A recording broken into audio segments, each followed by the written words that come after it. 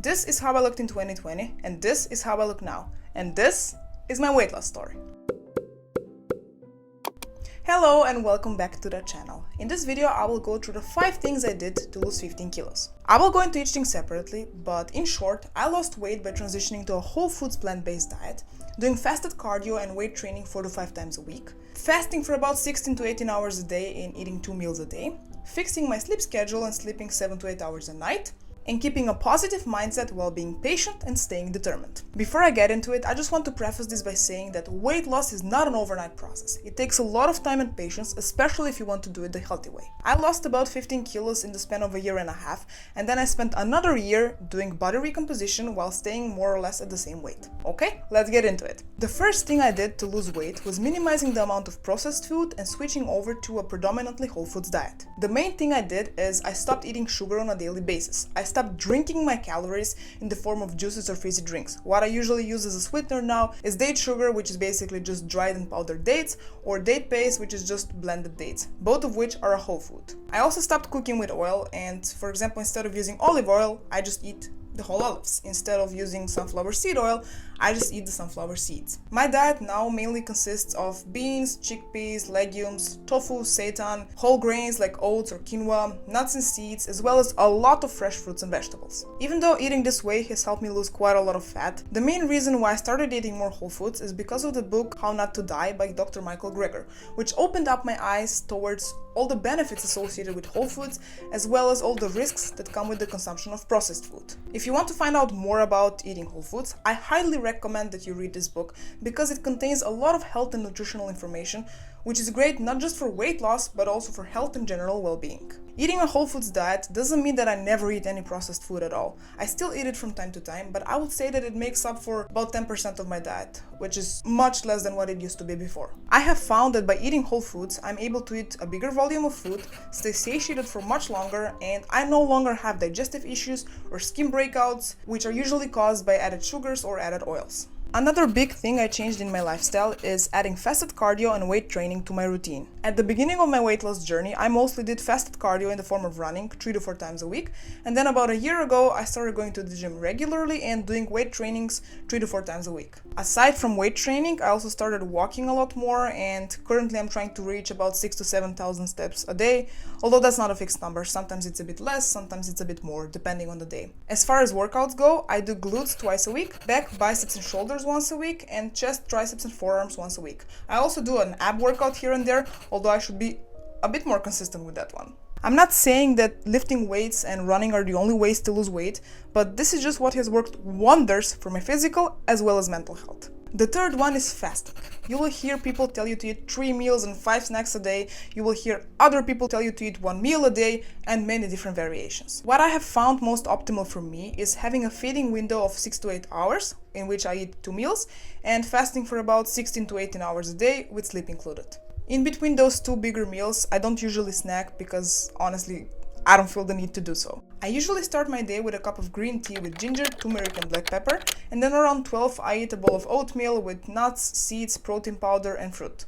Then in the afternoon I work out around 4 or 5 and I eat another big meal around 6 or 7, depending on the day. Sometimes I work out in the morning, and on those days I eat my bowl of oats a bit earlier in the day, and I also eat the second meal a bit earlier in the day. But on average I fast, as I said, about 16 to 18 hours a day. Fasting has a lot of health benefits, which I'm not gonna go into detail of, that can be a whole other video, but what I have noticed in my situation is reduced cravings and a much better digestion, as well as better sleep, because I usually eat my last meal 4 hours before bed. Now that I have mentioned sleep, let's focus on that as well. I used to have a horrible sleeping schedule. I thought I was a night owl and I couldn't go to bed before 5 a.m. and I also couldn't wake up before 2 p.m. But that has changed drastically. I now make sure that I get about 7 to 8 hours of sleep a night. My bedtime is between 10 and 11 p.m. and I usually wake up between 6 and 7 depending on the day. When you're working out, your body needs time to rest and recover, which is why sleep is so crucial in this process. I mean, it's also important for health in general. I think all of us should make sure that we get enough quality sleep. On the rare occasion when I don't get enough sleep, I feel sluggish throughout the whole day and my workouts are not nearly as efficient as they are when I'm well rested. And the last and maybe the most important thing throughout this whole process is the mindset shift. I didn't lose weight only because of the way I looked back then and the way I look now, but mostly because of the way I used to feel before I started incorporating these habits into my life. I'm now stronger than I've ever been, healthier than I've ever been, and more confident than I've ever been, whereas back then I used to feel weak and sluggish all the time. As I said, weight loss takes a lot of time and patience, so it was really important for me not to obsess over how I looked and how much I weighed every single day, but instead to direct my focus onto the journey itself and to try to enjoy every step of the way. I used to despise working out, whereas right now the gym is my favorite place to be. I used to have a horrible relationship with food, whereas now I eat the rainbow and I make sure that my body gets all the nutrients that it needs. Overall, the person that I have become through this process is someone that I'm really proud of, and I can't wait to see where my fitness journey takes me next. Alright, now that we have the main things out of the way, let's get into some questions that I got on Instagram when I announced that I would be filming this video. So the first one is, I would like some do's and don'ts about fitness to gain muscles. I will start with the don'ts. Don't neglect weight training and only do cardio. If you don't have a lot of fat to lose, I think it's better to do lower intensity cardio 1 to 2 times a week and focus on weight training 3 to 4 times a week. Also, don't switch up your workouts too often. If you're training for muscle hypertrophy, it's better to have a fixed workout schedule that you're following in the span of, let's say, 8 to 10 weeks, and you do the same exercises over and over again, but you just increase the weight as you get stronger. That way you'll see a lot more growth than if you're switching up your workouts all the time. Another important thing is, don't be afraid to lift heavy. This one is especially for girls. I see a lot of women fiddling with the 2 or 3 kilo dumbbells when they can definitely lift a lot heavier. Of course, it's important not to lift too heavy when you're at the beginning, so that you don't hurt yourself, but try increasing your weight as you get stronger. And don't be afraid of looking too bulky. It's much harder for women to gain a lot of muscle because we just naturally don't have as much testosterone as men. Another important thing is to make sure that you're getting enough protein. For example, I eat around 130 grams of protein per day and I weigh around 68 kilos, so that's about 1.9 grams of protein per kilo of body weight. Protein is crucial for building muscles, and you really can't expect yourself to grow too much if you're not meeting your protein requirements. Next question is, how to stop only losing water weight and get to losing fat? I think that fasted cardio, that is cardio on an empty stomach early in the morning, is the best way to lose fat. At least that has shown to be the most optimal way for me. Also, give yourself time and stay consistent. Fat loss is not an overnight process as much as we would want it to be. Another question from the same person is, how to stop bloating, like being bloated even if you only drink water? Try removing dairy from your diet. There was a time in my life when I used to drink a liter of milk per day, and I was the most painfully bloated back then.